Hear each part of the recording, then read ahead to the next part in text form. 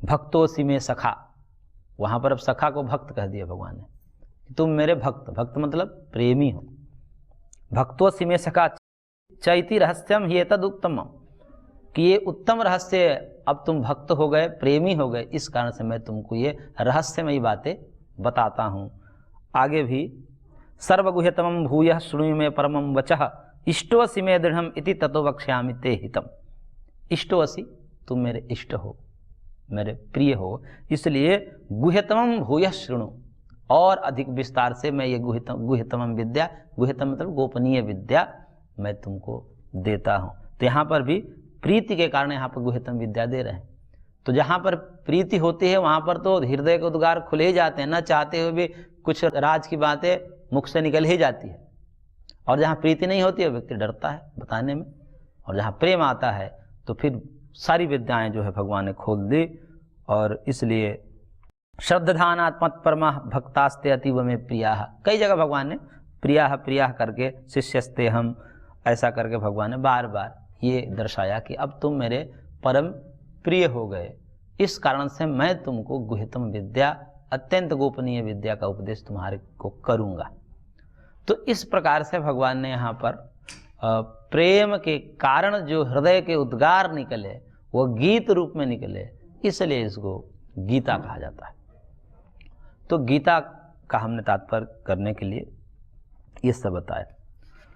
अब चूंकि गीता है तो गीता के विषय में बहुत आपने सुना है, और गीता जैसा कि पूज्य स्वामी जी ने बताया कि गीता एक शाश्वत ग्रंथ है, और गीता मुर्दों में भी जान फूंकने वाला है। अर्जुन जो है मोह के कारण उसके हाथ, उसके गात्र शिथिल्य हो गए थे, और वहाँ से उठा करके अर्जुन को युद्ध में लगा दिए भगवान। तो ये मुर्दा में जान फूकने वाले ही बात है। गीता एक ऐसा जो ग्रंथ है जो इस ग्रंथ पर टीका टिप्पणी करके आचार्यत्व की उपाधि प्राप्त की जाती है।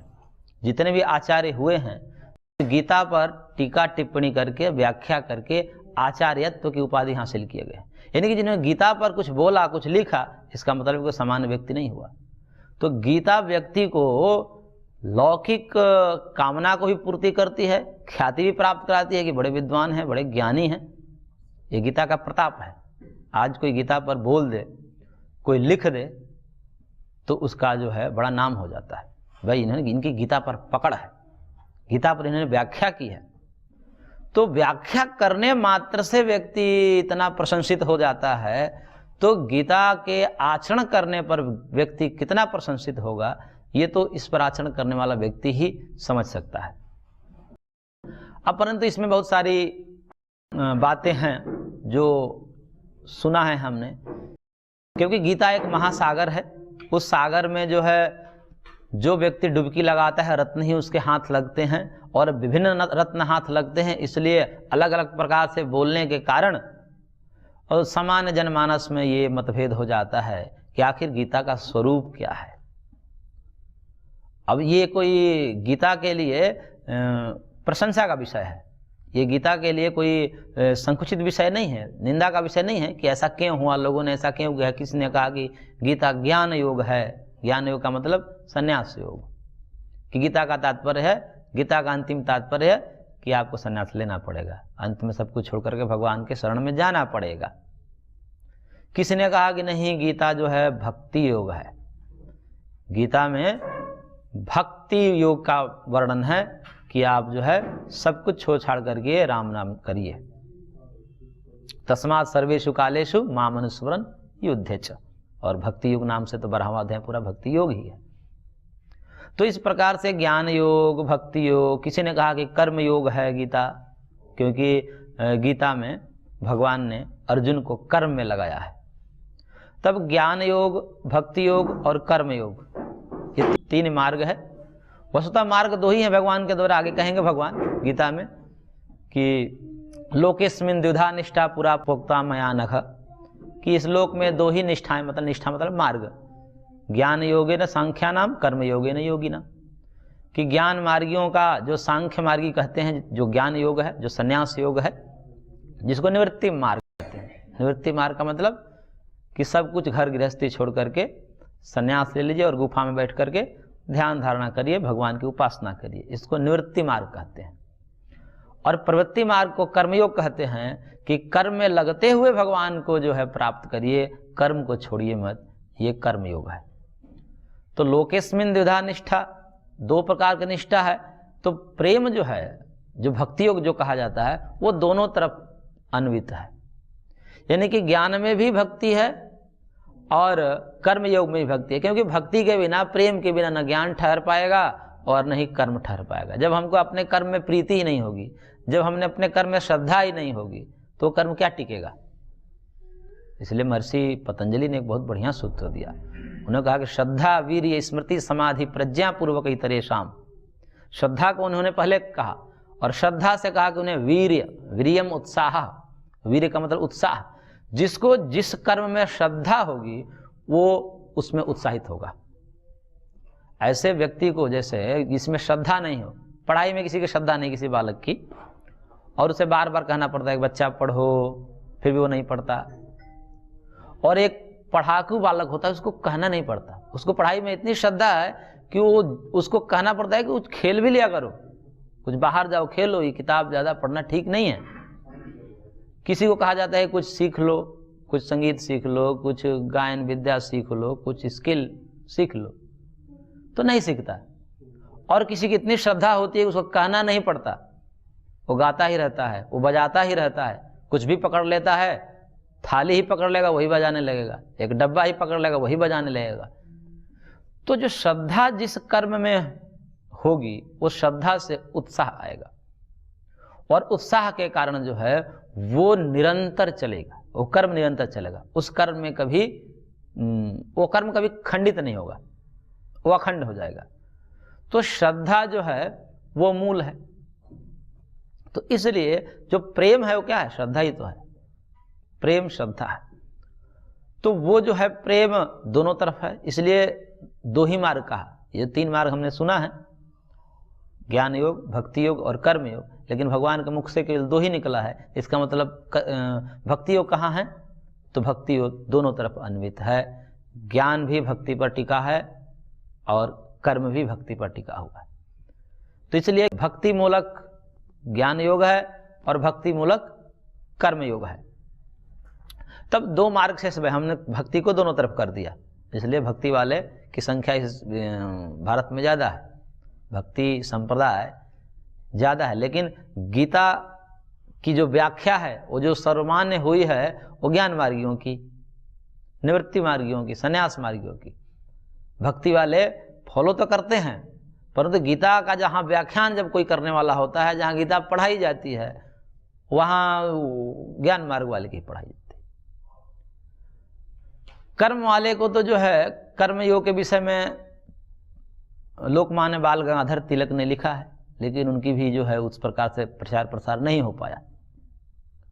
शंकराचार्य जी का प्रचार प्रसार हुआ, वो ज्ञान मार्गी है, इसलिए वो हर एक जगह गीता का भी अंतिम तात्पर्य निकाल देंगे कि सन्यास में ही है। तो अब समस्या ये हो जाती है कि आखिर गीता का तात्पर्य क्या है, अंतिम तात्पर्य क्या है, गीता का प्रतिपाद्य विषय क्या है। किसी भी एक शास्त्र का प्रतिपाद्य विषय होता है कि ये शास्त्र, जैसे हम कहें कि योग दर्शन, योग शास्त्र क्या है, तो योग है। तो योग क्या है, योग है समाधि, प्रारंभ में ही कह दिया। तो इससे पता चल जाता है कि इस ग्रंथ का प्रतिपाद्य विषय, मूल विषय योग है, इस शास्त्र का प्रतिपाद्य विषय मोक्ष है। तो गीता का प्रतिपाद्य विषय क्या है, आखिर गीता क्या कहना चाह रही है, इसका प्रतिपाद्य मुख्य विषय क्या है। कोई कह रहा है कि ज्ञान है, कोई कह रहा है कि कर्म है।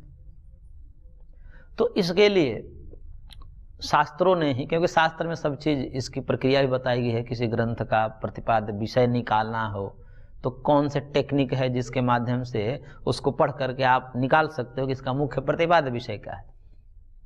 तो उसमें जो है मीमांसाकार ने षड्विध लिंग दिए हैं, 6 उपाय बताए। वो 6 उपाय के द्वारा वहाँ पर कहे हैं कि आप इन 6 चीज़ों को देख लीजिए और उसके बाद ये निर्णय आप निकाल लीजिए कि इसका मुख्य प्रतिपाद्य विषय क्या है। उसमें से जो है उपक्रम है, उपसंहार है, अभ्यास है, अपूर्वता है, फल है, अर्थवाद है, उपपत्ति है। ये 6 चीजें हैं। उपक्रम उपसंहार एक में ही गिनते हैं। पहली बात भाई, किसी शास्त्र का उपक्रम का मतलब शुरुआत होता है, प्रारंभ, और उपसंहार का मतलब अंतिम। उपक्रम और उपसंहार देख लीजिए, प्रारंभ देख लीजिए और अंतिम देख लीजिए। जैसे किसी भी कोई भी एक व्याख्यान होता है, 1 घंटे का मान लें किसी का व्याख्यान रखा गया है, तो उस पर उसको विषय दिया जाता है कि आपको इस विषय पर बोलना है। तो इस विषय पर बोलना है तो वो अपने विषय को पहले रखेगा और फिर धीरे धीरे विषय का विस्तार करेगा और अंत में उसको उपसंहार करेगा। और उपसंहार किस पर करेगा? जो विषय प्रारंभ किया था उसी विषय को पुनः उपसंहार करेगा। अतः ये है ऐसा करके, तो उससे पता चल जाता है कि इसकी शुरुआत यहां से हुई और अंत यहां पर हो गई। इसका मतलब बीच में जो भी कुछ चला उसका मूल इस छोर से और उस छोर को पकड़ लिए तो पता चल गया कि मूल विषय क्या है। अब गीता का उपक्रम और उपसंहार जब हम देखेंगे तो गीता कहाँ से प्रारंभ हुई है, गीता का प्रारंभ कहाँ से हुआ है? वैसे गीता का प्रारंभ जो है श्री भगवान वाच से हुआ है। भगवान जहाँ बोले हैं वहीं से गीता का प्रारंभ माना जाता है, क्योंकि भगवत गीता है। भगवान कहाँ बोले हैं तो जहाँ से बोले हैं गीता वहीं से मानी जाती है। परंतु भगवान क्यों बोले हैं ये भी देखना पड़ता है, उनकी भूमिका देखनी पड़ती है कि भगवान क्यों बोले हैं, भगवान को बोलने की आवश्यकता क्यों पड़ी। वहाँ बोलने तो गए नहीं थे, वहाँ पर तो कोई ऐसा माइक लगा नहीं था, लेक्चर तो हो नहीं रहा था कि बुलाए गए हैं बहुत सारे वक्ताओं को चलो आपको ज्ञान देना है। वो तो एक सारथी के रूप में, ड्राइवर के रूप में गए थे और अचानक उनको बोलना पड़ा। तो क्यों बोलना पड़ा? तब वहाँ पर हम देखते हैं कि अर्जुन ये कहता है कि हम ये युद्ध नहीं करेंगे, क्योंकि ये जो है हिंसा से उपार्जित राज हम लेकर क्या करेंगे। जिस धन में, जिस राज में हिंसा है, वो भी कैसी हिंसा? अपने ही स्वजनों की हिंसा, अपने ही बंधु बांधवों की हिंसा करके हम ये राज प्राप्त करेंगे, उसका भोग करेंगे तो हम नरक में ही जाएंगे। और इस कारण से उसके हाथ से धनुष छूट जाता है, उसके गात्र कांपने लगते हैं और रथ में बैठ जाता है। अब जब रथ में बैठ जाता है वहां के बाद भगवान बोलना शुरू करते हैं। तो इसका मतलब गीता की शुरुआत कहां से है? अर्जुन के विषाद हो जाने पर अर्जुन बैठ गया है, अब कह रहा है कि हमसे यह काम नहीं होगा। अच्छा, गीता की समाप्ति कहां होती है? जब इसका उपसंहार देखेंगे अंत कहां होता है? तो गीता की समाप्ति जब सारे गीता के प्रवचन समाप्त हुए भगवान के, तो जो है 18वें अध्याय में अर्जुन कहता है नष्टो मोह स्मृति लब्धा करिष्य वचनम तव। अब मेरा मोह नष्ट हो गया, मैं स्मृति को प्राप्त कर लिया, यानी कि मेरा कर्तव्य क्या है इसका बोध हो गया। मैं भूल चुका था, मोह के कारण मैं अपना कर्तव्य भूल चुका था, इसलिए अब मेरे को पुनः स्मृति आ गई, वो स्मृति आपने दिला दी, इसलिए अब करिष्य वचनम तव, आपके हम कथन का पालन करेंगे, आप जो कहेंगे वो करेंगे। क्या कहेंगे आप? युद्ध करो, यही कहेंगे, यही किया कहे हैं बार बार। तो उपक्रम कहां से है, शुरुआत कहां से है? बैठ जाने से अर्जुन बैठ गया। और उपसंहार कहां है? अर्जुन खड़ा हो गया। तो बैठने से खड़ा होने तक ये उपक्रम और उपसंहार से ये बात पता चलती है कि इस गीता का जो प्रतिपाद्य विषय है वह कर्मयोग ही है, वो कर्मयोग ही है। क्योंकि यदि ज्ञान योग होता, निवृत्ति मार्ग को अपनाना होता, गीता का यही तात्पर्य होता कि भाई आप निवृत्त हो जाओ ये सब कुछ छोड़ छाड़ करके, तो अर्जुन तो पहले ही बोल रहा था, कि हमको संन्यास दे दो, हम नहीं करेंगे, क्योंकि इससे अच्छा तो भीख मांग करके रोटी खा लेंगे।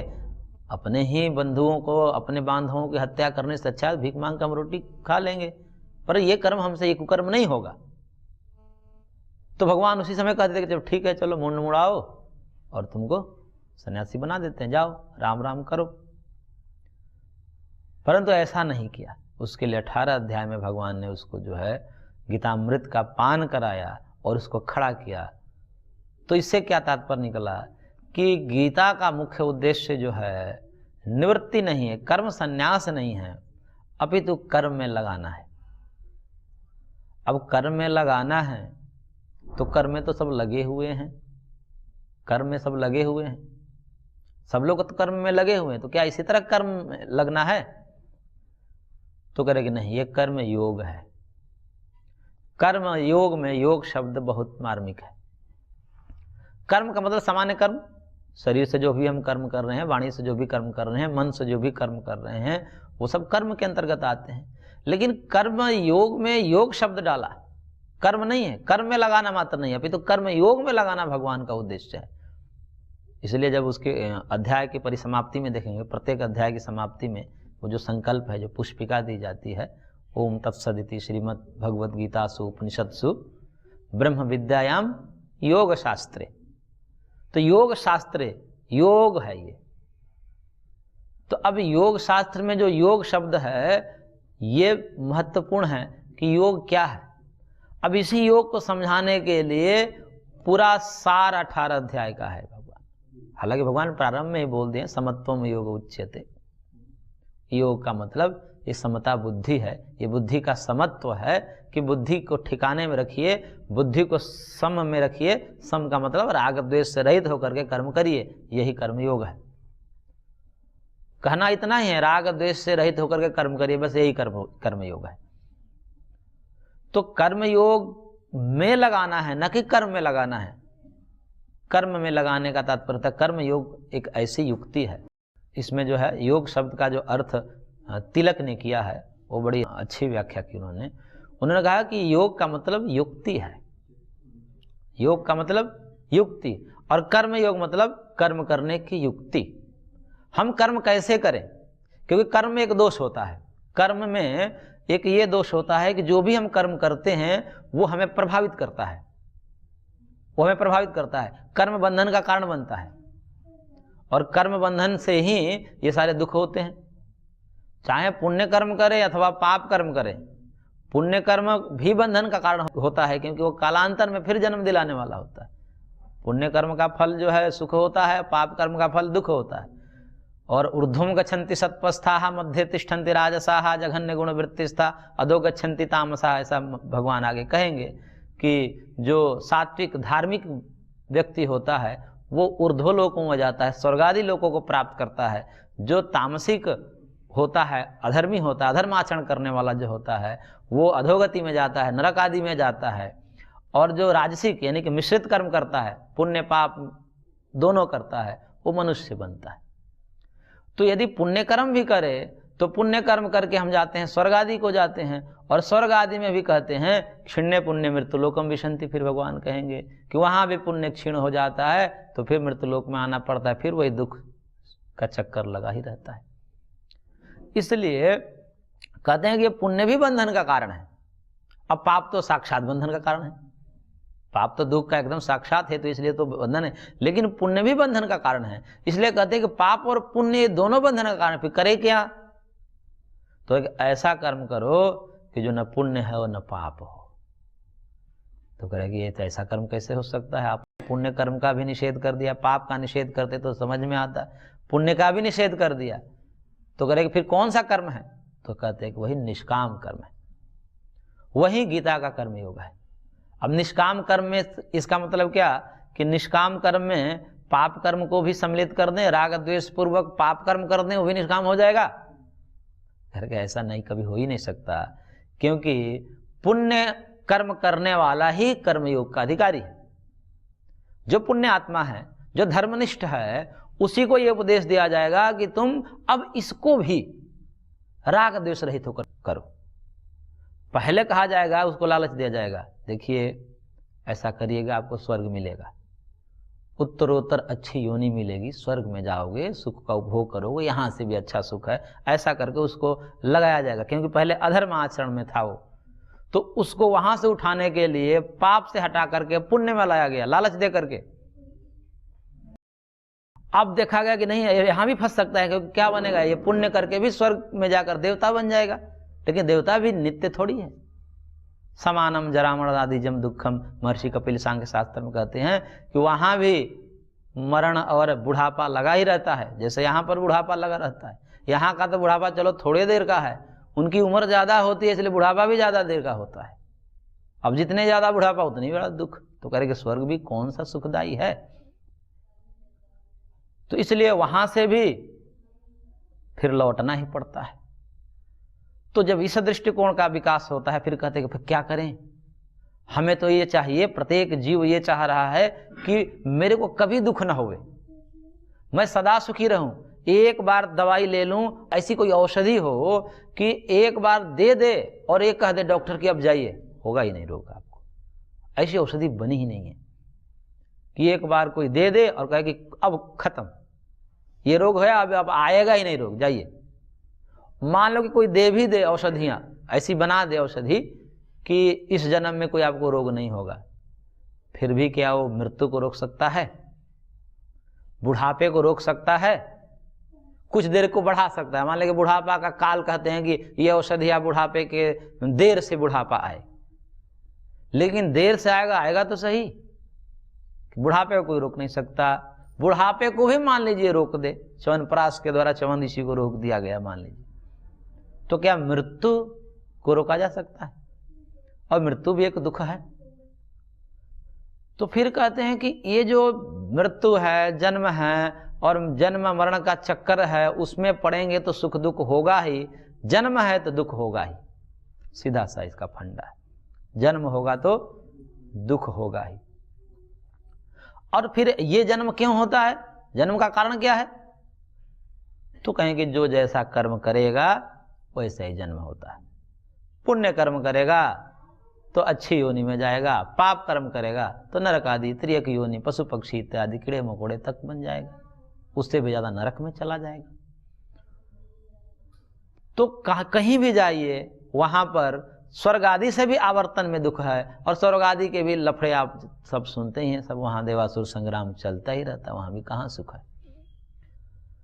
तो इस प्रकार से अब ये कर्म में ये दोष है कि हम कर्म कर रहे हैं, या तो पुण्य करेंगे या पाप करेंगे। मन वाणी और शरीर से तीन ही साधन है हमारे पास।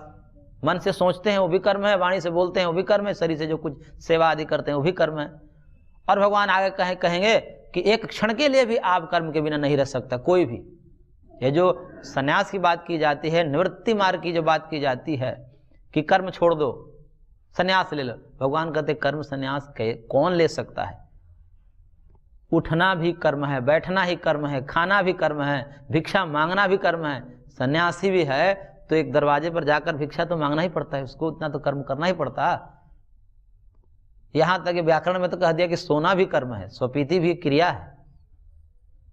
तो सोना, उठना, बैठना, जगना ये सब क्रिया है। तो ये जो कर्म से निवृत्ति होना, ये तो शब्द ही नहीं बनेगा।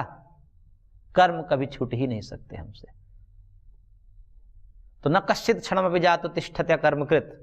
तो जब भगवान ने कहा कि एक क्षण के लिए भी हम कर्म को छोड़ नहीं सकते, तो जब कर्म को छोड़ ही नहीं सकते तो ये कर्म को छोड़ने वाली बात ये अपने आप में गौण है, ये कोई मुख्य बात नहीं कही गई है। कर्म को कोई छोड़ ही नहीं सकता।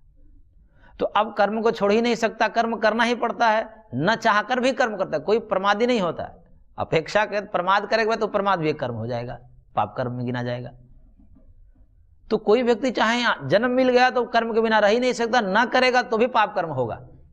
कुछ नहीं कर रहा है तो पाप कर्म कर रहा है, और वो भी खाते में जुड़ रहा है, उसका भी फल मिलेगा। तो अब यह है कि कर्म में दोष है, और कर्म में दोष है कि कर्म के कारण बंधन होता है। तो अब वो कौन सी प्रक्रिया है, वो कौन सी युक्ति है कि कर्म तो करेंगे, क्योंकि कर्म के बिना तो रह ही नहीं सकते हम। ना कर्म करें तो भी एक कर्म हो जाता है, पाप कर्म। तो अब क्या ऐसी कोई युक्ति है कर्म में? मान लीजिए कि एक बिच्छू की भांति है, डंक मारता है, बंधन रूपी डंक है इसमें। तो क्या ऐसी युक्ति है जिसमें उस बिच्छू के डंक को हटा दिया जाए और फिर उस बिच्छू से खेला जाए? जैसे बिच्छू के डंक को हटा देते हैं, उसके जो डंक मारने हटा लेते हैं, और फिर किसी को डराने के लिए गांव में ऐसे पकड़ के फिर सामने अचानक रख देते, फिर वो डर जाता है। फिर जब पता चलता है कि इसके डंक नहीं है तो फिर वो आराम से निश्चिंत हो जाता है। तो कर्म में जो ये एक दोष है कि वो बंधन में डालता है, तो क्या कोई ऐसी युक्ति है जिस युक्ति के द्वारा उस कर्म के बंधत्व को नष्ट कर दिया जाए और कर्म से फिर खेला जाए और फिर वो बंधन में नहीं आएगा?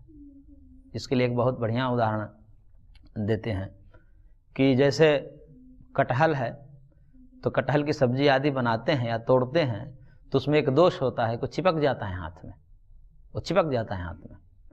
तो उसके ना चिपकने के लिए क्या करते हैं, कुछ तेल वो लगा लेते हैं, तेल लगा करके उसको काटिए छीलिए तो नहीं पकड़ता। तो ऐसे ही युक्ति है कि कटहल आपको काटना है, छीलना है, तो आपको तेल लगाना पड़ेगा हाथ में, और तेल लगाने की युक्ति किसी के पास नहीं है तो फिर वो चिपक जाएगा, फिर वो परेशान होगा। तो ऐसे ही ये जो कर्म है, ये कर्म में भी एक दोष है कि ये बांधता है। तो क्या ऐसी कोई युक्ति है कि जिसके द्वारा कर्म के बंधत्व को नष्ट कर दिया जाए और फिर कर्म से खेला जाए? वो कर्म हमको सताएगा नहीं, बंधन में नहीं डालेगा।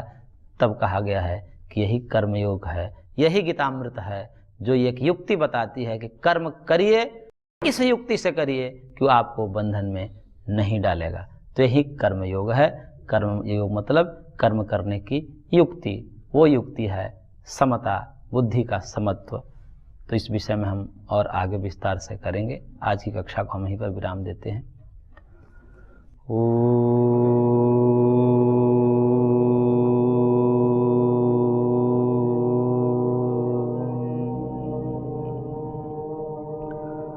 शांति शांति शांति।